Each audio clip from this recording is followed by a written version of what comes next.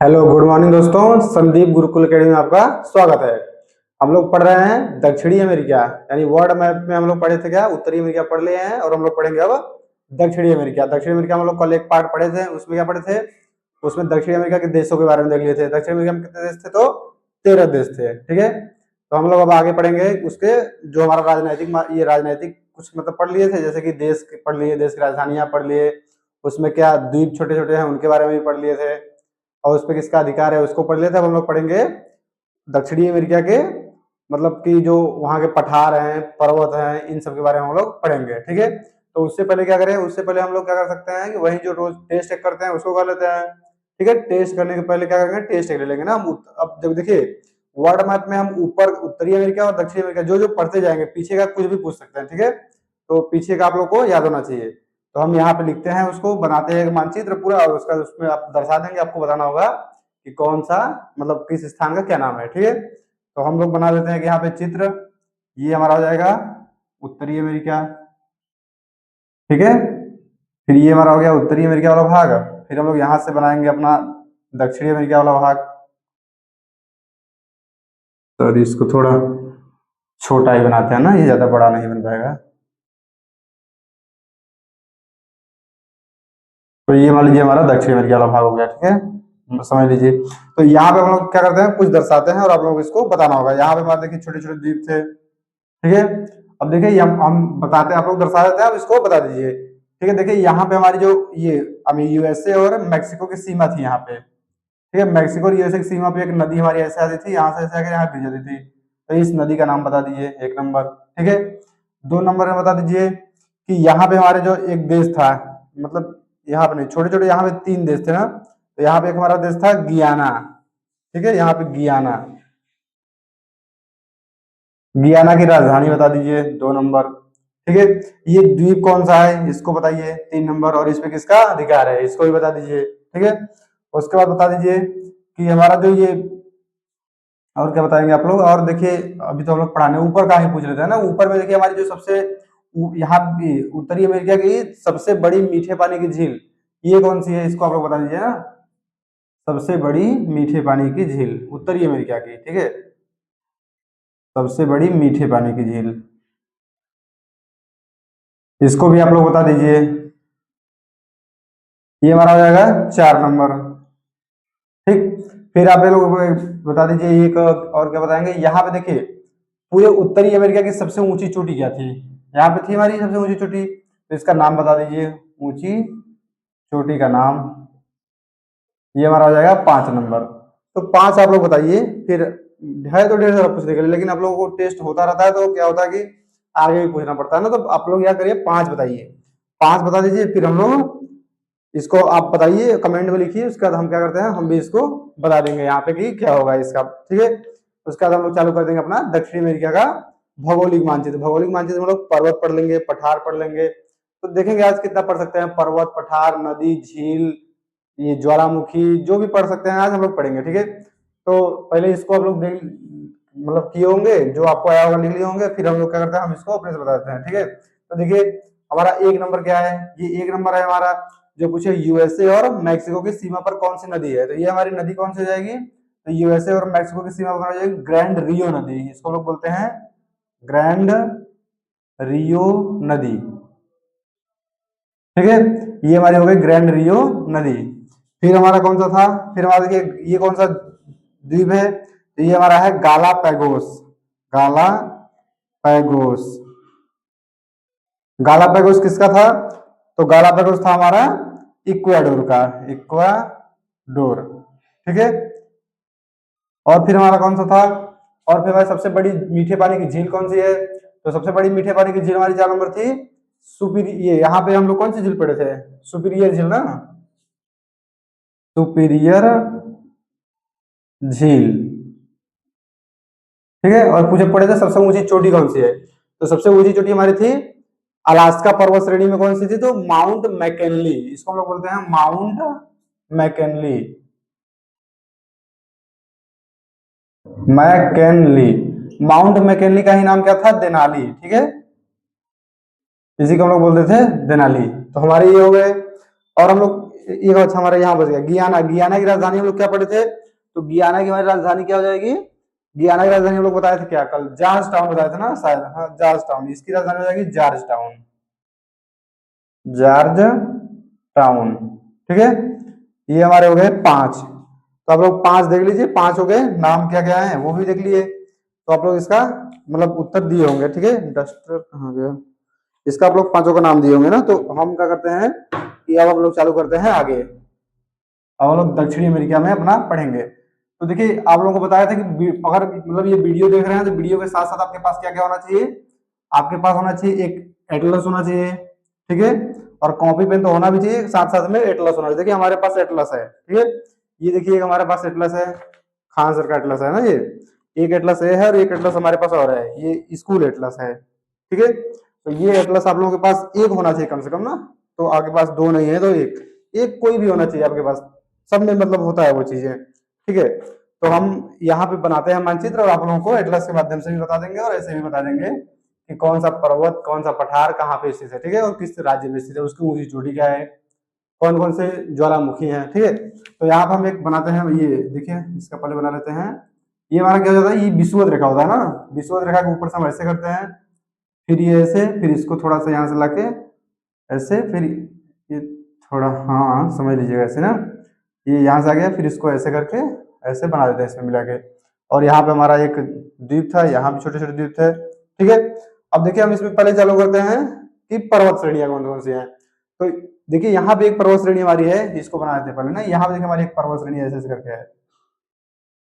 ये इस पर्वत श्रेणी का नाम क्या है? तो इस पर्वत श्रेणी का नाम है एंडीज पर्वत।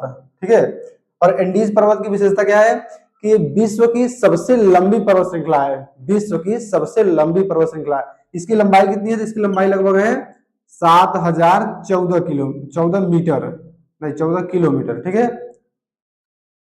7014 किलोमीटर। हम लोग पढ़ते हैं कि माउंट एवरेस्ट जो हमारा हिमालय पर्वत है, हिमालय पर्वत सबसे ऊंचा पर्वत है, न कि सबसे लंबा पर्वत। हिमालय पर्वत की लंबाई कितनी है? तो हिमालय पर्वत की लंबाई तकरीबन 2400 किलोमीटर है, 2400 किलोमीटर है। लेकिन एंडीज पर्वत की लंबाई कितनी है? तो एंडीज पर्वत की लंबाई है 7014 किलोमीटर। ये विश्व की सबसे लंबी पर्वत श्रृंखला है। और अगर हम लोग पूछे कि विश्व की सबसे ऊंची पर्वत श्रृंखला कौन सी है, तो सबसे ऊंची पर्वत श्रृंखला हमारी है हिमालय पर्वत। लेकिन ये सबसे लंबी होने के साथ साथ विश्व की दूसरी सबसे ऊंची पर्वत श्रृंखला भी है ना। विश्व की दूसरी सबसे ऊंची पर्वत श्रृंखला। और पहली कौन सी है? तो पहली हमारी है हिमालय पर्वत श्रृंखला। ठीक है, और देखिए ये सबसे लंबी है। लंबी और ऊंची आप लोग समझ लीजिए कि लंबी क्या होती है? जिसकी लंबाई ज्यादा हो, और ऊंची क्या होती है? जिसकी ऊंचाई ज्यादा हो। तो सबसे ऊंचाई किसकी ज्यादा है? तो हिमालय पर्वत की। और दूसरी सबसे ऊंची हिमालय मतलब हिमालय के बाद दूसरा नंबर पे कौन आता है? तो हिमालय के बाद दूसरा नंबर पे आता है हमारा यही एंडीज पर्वत, ऊंचाई के मामले में भी। और लंबाई के मामले में सबसे ऊंचा कौन, सबसे लंबा कौन सा है? तो हमारा यही है एंडीज पर्वत। ठीक है, और इसकी अगर पूछे कि मतलब कितनी इसकी लंबाई है, तो हमारी है 7014 किलोमीटर। इसका नाम भी आप लिख लीजिए एंडीज। ठीक है, एंडीज पर्वत श्रृंखला, एंडीज पर्वत श्रृंखला। ठीक है, ये हमारा हो गया एंडीज पर्वत श्रृंखला। इसको मार्कर चेंज कर लेते हैं। अब देखिए आप लोगों को इसमें बताते हैं ना एंडीज पर्वत श्रृंखला। देखिए ये एंडीज पर्वत श्रृंखला की लंबाई आप लोगों को पता हो गया। एंडीज पर्वत श्रृंखला विश्व की सबसे लंबी पर्वत श्रृंखला, ये भी पता हो गया।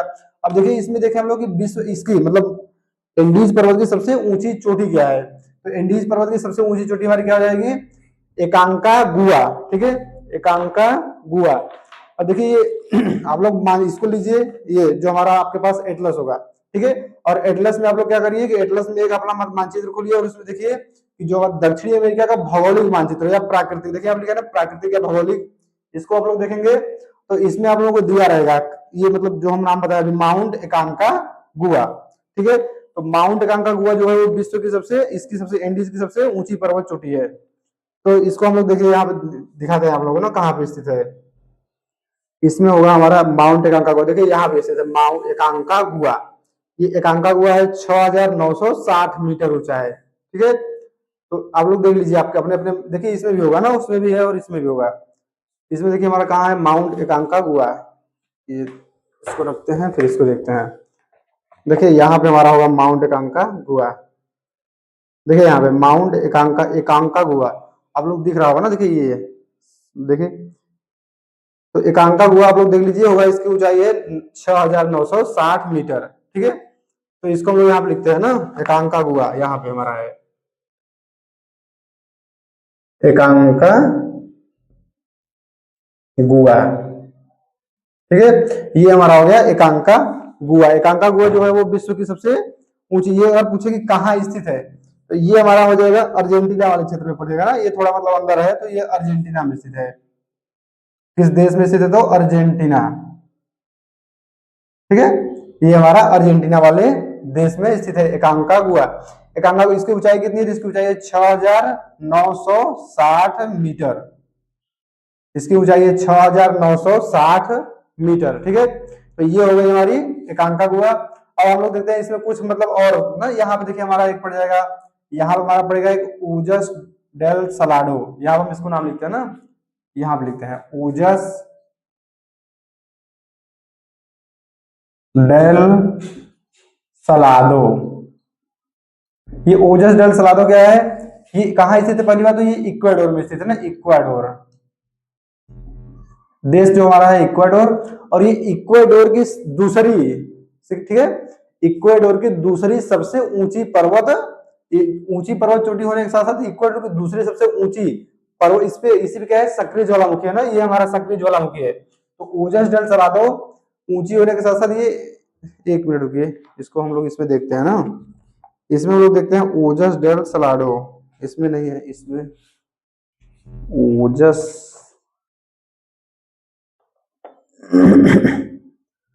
ओजस डेल सलाडो सबसे सक्रिय ज्वालामुखी, नहीं देखिए ये हमारा यहाँ पे नहीं है ना, इसमें देखिए यहाँ पे दिया है, इसको हम लोग नीचे बना लेते हैं। यहाँ पे जो हमारा है इसका नाम कुछ और है, ये इक्वाडोर वाले का नाम है, इसका नाम है, यहाँ पे जो नाम है इसका नाम है कोटोपैक्सी, कोटोपैक्सी, या इसको लिख सकते हैं माउंट कोटोपैक्सी। ठीक है, माउंट कोटोपैक्सी, ये कहाँ हमारा स्थित है, ये इक्वाडोर में स्थित है, और ये इक्वाडोर की दूसरी सबसे ऊंची सक्रिय ज्वालामुखी है। ठीक है, ये इक्वाडोर की दूसरी सबसे ऊंची सक्रिय ज्वालामुखी होगी। और अगर हम लोग देखना चाहें कि इक्वाडोर की पहली सबसे ऊंची सक्रिय ज्वालामुखी कौन सी है, तो पहली अगर देखना चाहें तो चिम्बराजो, यहाँ पे एक हमारी यही इक्वाडोर में ही ना, यहाँ पे ऊपर एक हमारा है चिम्बराजो, चिम्बराजो। ठीक है, चिम्बराजो जो है वो इक्वाडोर की, यहाँ पे इक्वाडोर लिखते हैं ना, इक्वाडोर, इक्वाडोर की पहली सबसे ऊंची, इक्वाडोर की है, दक्षिण अमेरिका की नहीं, इक्वाडोर की सबसे ऊंची सक्रिय ज्वालामुखी हमारी हो जाएगी कौन, चिम्बराजो, और दूसरी हो जाएगी माउंट कोटोपैक्सी। अगर हम लोग देखना चाहें कि दक्षिणी अमेरिका की सबसे ऊंची सक्रिय ज्वालामुखी कौन सी होगी, तो दक्षिणी अमेरिका की सबसे ऊंची सक्रिय ज्वालामुखी होगी ओजस डेल सलाडो। तो देखिए हम लोग यहाँ पे बनाता है ना ओजस डेल सलाडो, इधर हमारा है, ये हमारे जो ओजस डेल सलाडो ये दक्षिण अमेरिका की सबसे ऊंची सक्रिय ज्वालामुखी है। ठीक है, तो यहां हम लिखते हैं ओजस डेल सलाडो, ये हमारी हो जाएगी दक्षिणी अमेरिका की सबसे ऊंची चोटी, ये हमारी अर्जेंटीना में स्थित है। ठीक है, अर्जेंटीना और चिली की सीमा पर, अर्जेंटीना प्लस चिली, इसको हम लोग देखिए यहाँ पे इसमें दिया है ओजस डेल, देखिए यहाँ पे दिया है ना ओहोज डेल सलाडो, इसमें मतलब नाम थोड़ा देता है बदल बदल के ना, देखिए यहाँ पे है ओहोज डेल सलाडो, इसका नाम हम लोग लिखते हैं ओजस डेल सलाडो, ये हम लोग नाम याद रहेगा ना ओजस डेल सलाडो। ये कहाँ स्थित है, तो ये हमारा स्थित है अर्जेंटीना और चिली की सीमा पर स्थित है। ठीक है, और ये देखिए सबसे ऊंची सक्रिय ज्वालामुखी है। ठीक है, दक्षिण अमेरिका की सबसे ऊंची सक्रिय ज्वालामुखी यही है हमारी ओजस डेल सलाडो, और इसको हम लोग विश्व की भी सबसे ऊंची सक्रिय ज्वालामुखी कह सकते हैं। विश्व की सबसे ऊंची सक्रिय ज्वालामुखी कौन सी हमारी हो जाएगी, तो ओजस डेल सलाडो, और दक्षिण अमेरिका की सबसे ऊंची सक्रिय ज्वालामुखी कौन सी हो जाएगी तुम्हारा, ओजस डेल सलाडो। ठीक है, तो ये हमारे हो गए सक्रिय ज्वालामुखी। देखिए इक्वाडोर में हम लोग दो पढ़े, एक चिम्बराजो जो कि इक्वाडोर की सबसे ऊंची सक्रिय ज्वालामुखी है, और दूसरी हम पढ़े माउंट कोटोपैक्सी जो कि इक्वाडोर में है, और ये इक्वाडोर की दूसरी सबसे ऊंची सक्रिय ज्वालामुखी है। और दक्षिण अमेरिका की सबसे ऊंची सक्रिय ज्वालामुखी कौन सी है, तो हमारा है ओजस डेल सलाडो जो कि अर्जेंटीना प्लस चिली की सीमा पर स्थित है। और ये जो हमारा एंडीज पर्वत है, एंडीज पर्वत की सबसे ऊंची चोटी कौन सी है, तो एकांका गुआ जो कि अर्जेंटीना में स्थित है, और इसकी ऊंचाई है 6960 मीटर। ठीक है, तो ये हमारा हो गया 6960 मीटर। अब देखिए इसमें और हम लोग क्या पढ़ेंगे, अब देखिए इसमें हम लोग देखना चाहें तो यहाँ पे हम लोग क्या करेंगे, पठार कुछ देखेंगे ना, पर्वत इसमें देखिए है ढेर सारे, लेकिन पर्वत आप लोगों को मतलब बस ये एक जान लीजिए एंडीज पर्वत ना, और इसमें छोटे छोटे जो पठार है वो हम लोगों को काम मतलब नहीं आता ना एसएससी या यूपीएससी में, मतलब ये एक पर्वत पूछता है इसके बारे में कि, और अगर देखना चाहें आप लोग तो यहाँ पे हमारा एक नाजका प्लेट पड़ती है जो प्रशांत महासागर में है, तो उसको हम लोग अगली वीडियो में बता लेंगे।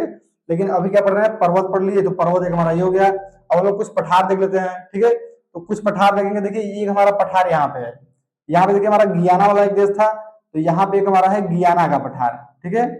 यहाँ पे हमारा एक पड़ जाएगा गियाना का पठार, ये मार्कर नहीं चल रहा है ना, इसको चेंज कर देते हैं। गियाना का पठार यहाँ पे हमारा पड़ जाएगा, ठीक है, गियाना का पठार, ठीक है, ये हमारा हो गया गियाना का पठार। अब देखिए यहाँ पे गियाना का पठार हो गया, और देखिए जो हमारा ब्राजील वाला क्षेत्र है, ब्राजील में यहाँ पे ऊंची भूमि पाई जाती है ना, तो इसको हम लोग पठार ना बोल के बोलते हैं ब्राजील की उच्च भूमि, ठीक है, इसको हम लोग बोलते हैं ब्राजील की उच्च भूमि, ब्राजील की उच्च भूमि हमारी हो गई, ठीक है। अब देखिए यहाँ पे जो हमारा एक ब्लैक वाला भाग है, इसको हम लोग बोलते हैं ब्राजील की उच्च भूमि, ठीक है। अब देखिए हमारा नीचे ये कहाँ पे पड़ता है, यहाँ पे ये वाला हिस्सा, यहाँ पे हमारा ये पड़ जाएगा, तो इसको हम लोग बोलते हैं पेंटागोनिया का पठार, पेंटागोनिया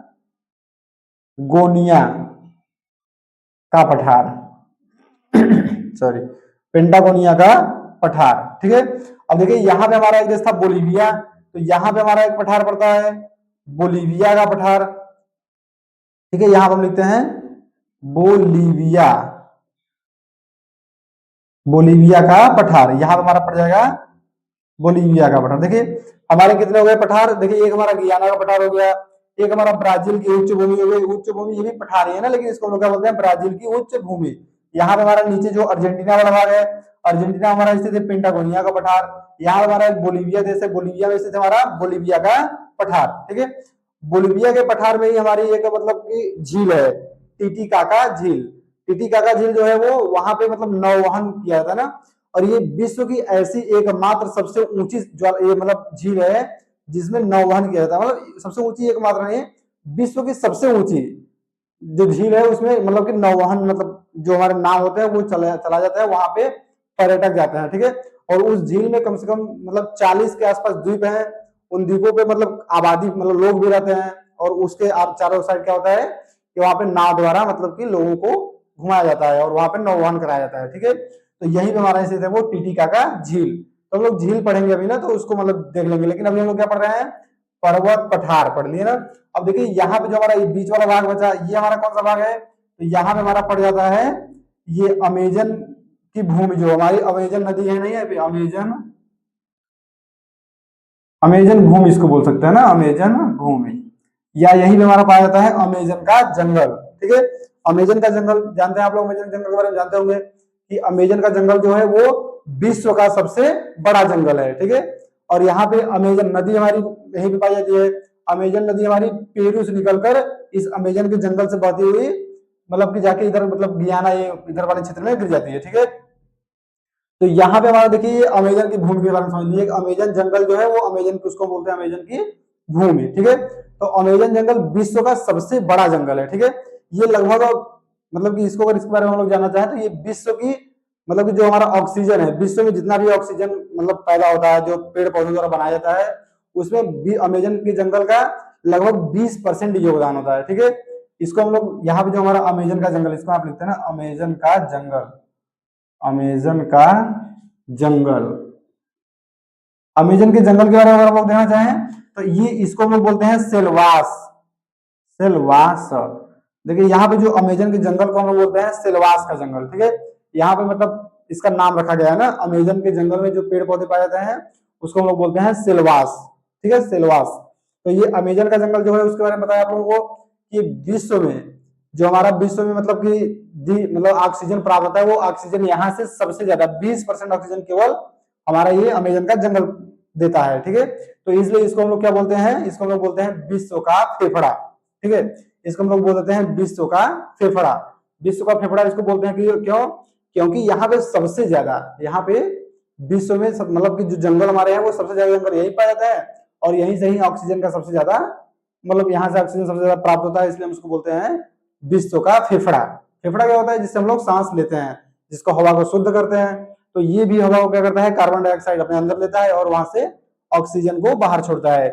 तो ये अमेजन का जंगल अगर आप लोग देखना चाहें तो अमेजन जंगल को आप लोग गूगल पे सर्च करिए और या तो फिर यूट्यूब पे सर्च करिए अमेजन का जंगल, उसमें देखेंगे आप लोग कि अमेजन का जंगल। अगर आप लोगों को जंगल क्या इसका मतलब चित्र, आप लोगों को एक जंगल हम बताए थे जब भारत का मानचित्र पढ़ा रहे थे, तो उसमें आप लोगों को बताए थे हम एक जो सदाबहार वन होते हैं, ठीक है, तो सदाबहार वन टाइप का ही ये जंगल हमारा है। यहाँ पे जंगल में अगर आप लोग देखना चाहें अमेजन का जंगल, अगर ठीक है ऐसे ही बताते हैं ना आप लोगों को, ये मतलब देख लीजिएगा, अगर ये डिजिटल बोर्ड होता तो इसको आप लोग अमेजन का जंगल दिखा देते तो ठीक ठाक रहता, लेकिन क्या है कि हमारे पास ऐसे ही बता सकते हैं आप लोगों को। तो अमेजन का जंगल के बारे में थोड़ा समझ लीजिए। अमेजन का जंगल जो है हमारा, वो अमेजन के जंगल में अगर मतलब आप लोगों को जाना है तो यहाँ पे एक तो आप लोगों को सदाबहार वन मिलेगा। सदाबहार वन के साथ साथ इसको हम लोग बोलते क्या है, सिलवास बोलते हैं।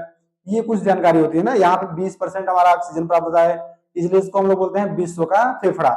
इसके अलावा कुछ इंटरेस्टिंग बात अगर यहाँ की जाननी हो तो यहाँ पे मतलब ऐसे ऐसे जानवर, ये मतलब जंगल इतना विशाल है, इतना घना है, इतनी ऊंचाई पर इसके मतलब पेड़ हैं कि वहां पे मतलब इसके अंदर जो जानवर पाए जाते हैं, यहाँ पे सबसे ज्यादा सरीसृप जानवर पाए जाते हैं। सरीसृप मतलब जैसे सर्प हो गए, छिपकली हो गई, बिच्छू हो गए, मेंढक हो गए, ये सब जानवर जो सरीसृप टाइप के होते हैं, ठीक है, जो मतलब कि रेंग सकते हैं या नीचे चल सकते हैं, छोटे छोटे जानवर, वो यहाँ पे बड़ी मात्रा में पाए जाते हैं। सरीसृप क्यों, यहाँ पे सांप या मतलब जो बड़े बड़े सांप होते हैं जैसे हम लोग बोलते हैं एनाकोंडा, ठीक है, वो यहाँ पे कैसे पाए जाते हैं, मतलब यहाँ पे विशाल जानवर जैसे हाथी या जिराफ, इन सब की मात्रा कम पाई जाएगी। क्यों, क्योंकि यहाँ के जंगल जो होते हैं वो घने होते हैं। घने होने के साथ साथ क्या होता है कि इसमें मतलब कि उनको चलने में दिक्कत होती है, ठीक है। जो नीचे हमारी जो मतलब ऊपर का आप लोग बताए थे ना अमेजन का जंगल, देखिए यहाँ पे एक चित्र हम बना ही देते हैं ना। देखिए यहाँ पे हम अगर बनाने की कोशिश करें तो ये हमारा एक मान लीजिए धरातल हो गया, यहाँ पे देखिए ये हमारा पेड़ हो गया कुछ ऐसे ऊपर, यहाँ पे भी पेड़ हो गए, फिर इसमें भी देखिए कुछ बड़े बड़े पेड़ हैं, ठीक है, यहाँ पे ऐसे ऐसे, फिर इसमें छोटे छोटे पेड़ हैं, फिर इसमें छोटे छोटे पेड़ हैं, इसमें भी छोटे छोटे पेड़ हैं, इसमें भी, और इसके ऊपर क्या है कि यहाँ पे बड़े बड़े पेड़ हैं। तो इसके ऊपर पेड़ हो गए, फिर नीचे क्या है हमारी छोटी छोटी झाड़ियां हैं, छोटी छोटी यहाँ पे ऐसे झाड़ियां हैं, ठीक है। ये मतलब पूरा एकदम पूरी तरह से, ये मतलब जो हमारा जंगल है पूरी तरह से कवर्ड होता है ऊपर से, इतना ज्यादा मतलब कि बीच में लेयर बाय लेयर पौधे लगे होते हैं, जैसे कि एक पौधा यहाँ पे खत्म हो गया, मतलब उसकी जो लंबाई है इतनी है, और एक पेड़ इतना है, एक पेड़ उसके ऊपर एक, मतलब ये 3-4 तह के पेड़ इसमें पाए जाते हैं। क्या होती है कि यहाँ पे सूर्य की रोशनी देखिए ऊपर से आएगी, इस पे पड़ेगी, मान लीजिए यहाँ से कुछ मात्रा में नीचे आती है तो ये पेड़ उसको नीचे नहीं जाने देगा, यहाँ से भी आगे तो बीच में जो ये हमारे ये वाले पेड़ होते हैं ये भी काफी ऊंचाई होते हैं ना, तो ये नीचे नहीं जाने देंगे। तो सूर्य का प्रकाश क्या होता है कि वो एकदम मतलब धरती तक नहीं पहुंच पाता है, सतह तक। और क्या होता है हमारे जो जानवर होते हैं जैसे हाथी हो गए, शेर हो गए, चीता हो गए, इन सबके लिए क्या चाहिए कि अगर नीचे प्रकाश की मात्रा नहीं पहुंच पा रही है, उनके शरीर पे नहीं लग रही है, तो उनको क्या होगा कि वो लोग जीवित नहीं रह सकते। लेकिन जो हमारे सरीसृप होते हैं जानवर, जैसे कि सांप हो गए, बिच्छी, छिपकली, हाथी, मतलब बंदर, हाथी सॉरी हाथी नहीं, जो बंदर, हमारे बंदर भी वहां पे पाए जाएंगे। क्यों, क्योंकि क्या होता है कि बंदर या सांप या छिपकली या जो भी मतलब ऐसे छोटे जानवर है जो सरीसृप है, वो पेड़ पे चढ़ सकते हैं, ठीक है। पेड़ पे चढ़ने के साथ क्या होता है, ये ऊंचाई पे जाएंगे तो वहां पे इनको सूर्य का प्रकाश आसानी से मिल जाएगा। तो आज सूर्य का प्रकाश मिलने के कारण ये लोग क्या होता है वहां पे अपना जीवन यापन कर सकते हैं। लेकिन शेर हाथी वहां पर नहीं पाए जाएंगे क्योंकि वहां पर उनको चलने में दिक्कत होगी, और जो जानवर होंगे छोटे छोटे वो क्या होता है कि पेड़ों में पाए जाते हैं, और उनको खाने के लिए जो मतलब जानवर शेर हाथी चीता जो बड़े बड़े जानवर हैं या शाकाहारी वाली जानवर तो पेड़ पौधे खा के जिंदा रह सकते हैं, जैसे हाथी हो गए, जिराफ हो गए। लेकिन जो हमारे शेर हैं, चीता है, ये सब जानवर क्या करते हैं, ये सब शिकार के माध्यम से ही अपना मतलब भोजन बनाते हैं, तो वहां पे शिकार नहीं कर पाएंगे। क्यों, क्योंकि वहां पे पेड़, वहां पे शिकार न करने का कई कारण है। शिकार न करने का कई कारण क्या है कि वहां पे पेड़ जो होते हैं वो बड़े बड़े होते हैं। पेड़ बड़े बड़े होने के साथ क्या होता है कि अगर उसमें मतलब शिकार कोई उसको मतलब शिकार को उनको मारना है तो शिकार को मारने के लिए क्या करता है, उनको पीछा करना पड़ेगा, और कोई जो शिकार होता है वो किसी भी झाड़ी में जाके छुप जाएगा, तो ये उसमें अटैक नहीं कर पाते और वहां पे मतलब ये तेजी से दौड़ नहीं पाएंगे क्योंकि वहां के जंगल घने हैं। और एक कारण ये हो गया, और जो मतलब कारण एक है कि जैसे वहां पे जो मतलब हिरन या सब ये सब जानवर नहीं पाए जाएंगे, जो छोटे जानवर पाए जाएंगे वो लोग क्या करेंगे, पेड़ पे चढ़ जाएंगे। तो जो शेर चीता होते हैं वो पेड़ पे नहीं चढ़ सकते, तो वो लोग क्या करेंगे कि बिना मतलब भोजन के वहां पे मर जाएंगे। तो इसलिए वहां पे जो मतलब बड़े जानवर होते हैं वो नहीं पाए जाते, जैसे हाथी, जिराफ, शेर, चीता, लोमड़ी, ये सब मतलब वहां पे पाई जाएंगे तो कम मात्रा में, जहाँ पे मतलब खुला एरिया थोड़ा होगा, जहाँ पे मतलब दिखता रहेगा कि हाँ यहाँ पे रहने लायक है, वहां पाए जाएंगे, लेकिन सभी जगह नहीं पाए जाएंगे। अमेजन का सबसे मतलब विशेष कौन सा है, अमेजन में सबसे ज्यादा हम लोग देखेंगे सांप के बारे में वहां पे बताया जाता है, मतलब हम लोग देखेंगे मूवी में या मतलब जो भी मतलब देखना चाहते हैं, वहां पे सबसे ज्यादा अमेजन के जंगल में सांप के बारे में, एनाकोंडा, वहां पे बड़े बड़े सांपों को दिखाया जाता है। क्योंकि ये इतना बड़ा मतलब जंगल इतना विशाल है कि यहाँ पे कोई व्यक्ति ज्यादा नहीं है, और उनको क्या होता है कि मार नहीं सकते ना, मतलब वहां पे जंगल में आप लोग जाएंगे तो वहां पे पहले तो ये जंगल इतना घना होता है, विशाल होता है कि वहां पे आप लोग वहां से वापस नहीं आ पाएंगे। तो वापस ना आने के कारण क्या होता है कि इस जंगल में कोई जाने से डरते हैं, मतलब वहां पे बहुत टूरिस्ट तो नहीं जाते हैं। वहां पे क्या होता है कि मतलब वहां पे जो वैज्ञानिक हैं, जो वहां पे जिनको रिसर्च करना है किसी चीज पे कि यहाँ पे कौन सा जानवर है, किस प्रकार के जानवर पाए जाते हैं, तो वो सब मतलब लोग वहां पे जाते हैं। लेकिन वहां पे मतलब टूरिस्ट बहुत कम ही जाते हैं। टूरिस्ट ऐसे मतलब यहाँ पे समझ लीजिए एक तरह से कि आप लोग खतरों के खिलाड़ी अगर बनना है आपको तो वहां पे जा सकते हैं। अगर आप लोग ऐसे मतलब नॉर्मल जिंदगी जीनी है तो वहां पे नहीं जा पाएंगे, क्योंकि यहाँ पे इतना ज्यादा खतरा होता है। यहाँ पे कदम कदम पे खतरा मंडराता रहता है। आप लोग एक जगह पर रहेंगे तो कहीं ऊपर से सांप, कहीं नीचे से सांप, कहीं बिच्छू, कहीं क्या, मतलब अनेकों प्रकार के वहां पे जानवर आप लोगों को खतर मतलब खतरे की निशानी देते रहेंगे। ठीक है, तो ये अमेजन का जंगल आप लोग इतना समझिए। आप लोग हमसे बताने से अच्छा है क्या कि आप लोग गूगल पे सर्च करिए अमेजन का जंगल, आप लोग को पूरा एकदम मानचित्र के साथ उसका फिगर आ जाएगा। नहीं, यूट्यूब का एक वीडियो सर्च कर लीजिए अमेजन के जंगल के बारे में, उसको दिख जाएगा, तो आप लोग उसको देख लीजिएगा ना। ठीक है, अब उसके बाद हम इसको छोड़ते हैं, फिर हम आ जाते हैं अपने टॉपिक पे जो हमारा पढ़ रहे हैं। ठीक है, तो ये हमारा हो गया पठार हो गए, पर्वत हो गए, कुछ ज्वालामुखी हो गए। ठीक है, अब देखिए हमारा नीचे जो ये वाला भाग है, ये वाला भाग हमारा देखिए क्या था, ये यहाँ पे हमारा क्या था, इसको हम लोग बताते थे फॉकलैंड। फॉकलैंड ये किसका था, तो यूनाइटेड किंगडम था। देखिए ये बीच में जो हमारा भाग है, यहाँ पे देखिए एक हमारी जल संधि पाई जाती है। जल संधि क्या होता है, जल संधि को बताया था आप लोगों को कि दो स्थलों को आपस में अलग करे या दो जलाशयों को आपस में जोड़े, वो हमारा होता है जल संधि। ठीक है, तो यहाँ पे हमारी जो जल संधि है इसको लोग बोलते हैं मगैलन, मगैलन जल संधि। अब देखिए मगैलन जल संधि जो है, इसका नाम मगैलन क्यों है, मगैलन नाम की एक कहानी है। ठीक है, मगैलन नाम के एक व्यक्ति थे, मगैलन नाम के एक व्यक्ति थे जो कि विश्व में मतलब कि पहली बार, विश्व में पहली बार पूरे विश्व की जलीय मार्ग से परिक्रमा कर रहे थे। ठीक है, तो ये जलीय मार्ग से परिक्रमा करते हुए पूरे विश्व की मतलब जो हमारा विश्व का मानचित्र है ना, तो उसमें प्रशांत महासागर, अटलांटिक महासागर, दक्षिणी महासागर, हिंद महासागर, सभी महासागर जो है उसकी परिक्रमा करके ये पता कर रहे थे कि पृथ्वी गोल है। ठीक है, तो मगैलन साहब क्या किए कि ये यहाँ से मतलब जब गुजरे तो यहाँ पे जो हमारा इधर पड़ता है कौन सा, प्रशांत महासागर। ठीक है, और ये भी देखिए आप लोग प्रशांत महासागर जो हमारा है इसका नाम देने वाले भी यही है, प्रशांत महासागर। और प्रशांत महासागर का नाम किसने दिया था, तो प्रशांत महासागर का नाम मगैलन ने ही दिया था ना, कि यहाँ पे जब ये पहुंचे, यहाँ से जब निकल के इधर इस वाले क्षेत्र में पहुंचे तो यहाँ पे इतनी भयावह मतलब कि ये क्षेत्र, यहाँ पे मतलब इतना भयावह क्षेत्र था यहाँ पे, मतलब कि वहां पे मतलब समुद्र में आप लोग कभी जाएंगे देखेंगे समुद्र में हमेशा पानी इसका ऊपर नीचे, वहां पे अनेकों प्रकार के तूफान आते रहते हैं, वहां पे ज्वार भाटा आता रहता है बीच बीच में, उसको ज्वार भाटा नहीं बोलते ना, उसको लहर बोलते हैं। कि तरंगे इसकी कभी उतनी ऊंचाई पर चली जाएंगी कि आप लोगों को इतना डर लगेगा, फिर कभी इतनी नीचे चली जाएंगी। तो ये मतलब मगैलन साहब क्या किए कि यहाँ पे आया तो इसका नाम रख दिए प्रशांत, नहीं सॉरी, यहाँ पे दक्षिणी महासागर हमारा है इधर। ठीक है, दक्षिणी महासागर भयावह होता है, इसका नाम दिया गया है। आप लोगों को दक्षिणी महासागर पढ़ाया जाएगा जब मतलब हम लोग महासागर अभी पढ़ेंगे ना, कि विषुवत रेखा से कितनी दूर जाने पर कैसा महासागर का क्या मतलब रूप होता है, तो उसमें आप लोग को पढ़ाएंगे कि चीखता साठा, मतलब ये यहाँ पे जो हमारा दक्षिणी महासागर है ये बहुत भयावह होता है। तो मगैलन साहब अभी मतलब जो आप लोगों को बताया ना वो थोड़ा हम दक्षिणी महासागर के बारे में बता रहे थे। ठीक है, तो दक्षिणी महासागर में जब वो ये मगैलन साहब यहाँ से घूम के आए तो जब इसमें मतलब इस वाले महासागर में पहुंचे, जो यहाँ पे इसका नाम नहीं रखा हुआ था उस टाइम पे, उस टाइम पे यहाँ पे नाम नहीं रखा था, लेकिन जब यहाँ से ये यहाँ आए तो ये सागर देखिए इसकी अपेक्षा बहुत शांत था। ये सागर इतना ज्यादा मतलब कि उथल पुथल कर रहा था, तो इसमें जब इसमें आया तो ये एकदम शांत सागर था, मतलब एकदम नॉर्मल, जैसे कि स्थिर, इसकी अपेक्षा ना थोड़ा इसमें भी उथल पुथल थी लेकिन इसकी अपेक्षा बहुत कम थी, न के बराबर। तो ये भाई साहब क्या किए कि यहाँ पे आने के बाद इस पूरे महासागर का नाम रख दिए शांत महासागर के, मतलब शांत है तो इसको नाम रख दिए प्रशांत महासागर की, ये शांत एकदम महासागर एकदम शांत है इसकी अपेक्षा। ठीक है, तो ये हमारा हो गया प्रशांत महासागर। प्रशांत महासागर का नाम किसने रखा था, तो मगैलन साहब ने, और इस रास्ते से ये गुजरे थे तो इसका नाम रख दिए थे मगैलन जल संधि। इसी के नीचे देखेंगे हमारा यहाँ पे मतलब जो ये वाला खाली स्थान है इसके नीचे हमारा क्या है, अंटार्कटिका है। ठीक है, तो अंटार्कटिका इसके नीचे है, तो ये बीच में जो हमारा भाग है इसका हम लोग नाम रखते हैं ड्रैक्स जलमार्ग, ड्रैक्स जलमार्ग। ड्रैक्स जल मार्ग है, ड्रैक्स जल संधि, ठीक है। ये जल मार्ग है ना, ड्रैक्स जल मार्ग। नीचे वाले का नाम हमारा है ड्रैक्स जल मार्ग, और यहाँ जो बीच में ये हमारा द्वीप है और ये हमारा देश है, इसके बीच में जो हमारा है जल संधि, इसको बोलते हैं मगैलन जल संधि। प्रशांत महासागर का नाम किसने रखा था, अगर ये कभी मतलब पेपर में पूछता है तो आप लोग समझ लीजिए कि मगैलन एक व्यक्ति थे जो कि इसका नाम रखे थे प्रशांत महासागर। क्या रखे थे ये आप लोग समझ लीजिए कि इधर जो हमारा दक्षिणी महासागर था ये बहुत भयावह था, लेकिन जब ये यहाँ से निकलकर इस वाले क्षेत्र में है तो ये देखिए कि जो हमारा सागर था ये बहुत शांत था, तो इसको नाम ये रख दिए प्रशांत महासागर। चूंकि ये शांत था तो इसका नाम हो गया प्रशांत महासागर, ठीक है। तो ये मतलब इतना हो गया, आप लोग इतना समझ लीजिए।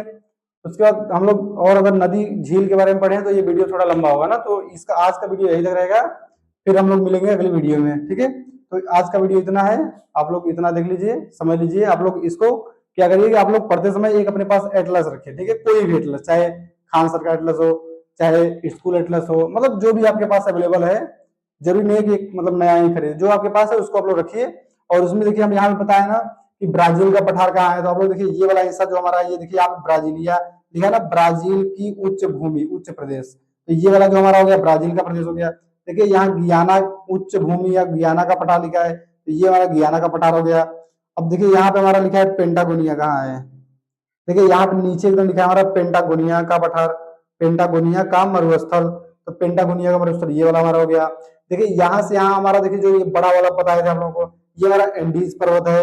मतलब आप लोग क्या करेंगे इसको नोट कर लीजिए और एक हाईलाइटर अपने पास रखिए, और हाईलाइटर इसको ऐसे से मतलब करते जाइए, जो वाला भाग हो उसको मतलब नाम कर लीजिए ना, तो वो आपको आसानी से ठीक ठाक याद रहेगा, ठीक है। तो आज का वीडियो इतना रहेगा, आज के लिए धन्यवाद, फिर मिलेंगे अगली वीडियो में, ठीक है। अगर आप लोग को वीडियो पसंद रहा हो तो चैनल को सब्सक्राइब कर लीजिए, वीडियो को लाइक करिए और कमेंट में ये सब जो आप लोगों को बताया जा रहा है उसका उत्तर देते चलिए, ठीक है। धन्यवाद।